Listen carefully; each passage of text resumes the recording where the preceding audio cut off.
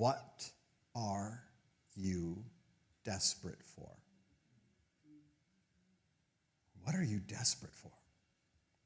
See, Jacob was desperate in that desert for a lot of reasons, not only because he was alone and he had nothing, but he also had been commissioned to go to another land and find a family.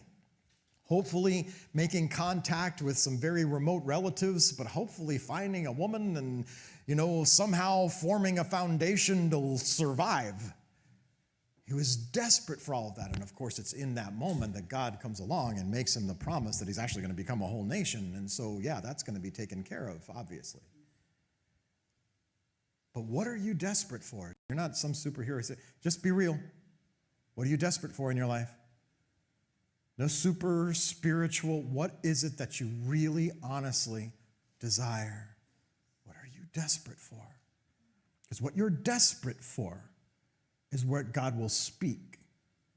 What you're desperate for in his presence, that's what he will promise you in. He will give you hope for. Whatever you're desperate for in your life, in front of him, whatever you're most honest about, most real about, that is where God is going to speak to you and give you something to hold on to tenaciously hold on to, whether you see it fulfilled or not. He will keep you moving toward his promise and what he spoke over you.